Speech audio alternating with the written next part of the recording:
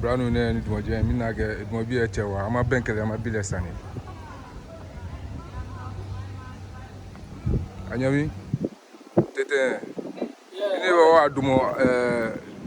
Yesu Kristo ene yen leke aka Yesu mi to ma bisano ko age muku e ajunuko na lumo lenju a mi story mi pi story ele pi inle beni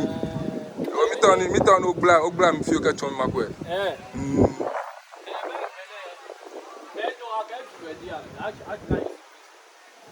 Mena kela akela kan mo bi jile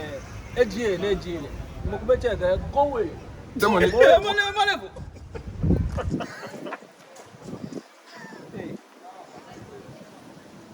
mene ngbeje ye ga yo no me gba mo wi enoko mene ni mene mi ne fi mo ne wa we ka kwele yo duru ejie na ka Yesu yete mene ke mole o blano o fe ga wo je o fe o ba fe kulu e le lo gba se wọ́n dùn mí sí. Àníwá náà sọ fún mi. Èjì ẹnu kan pé.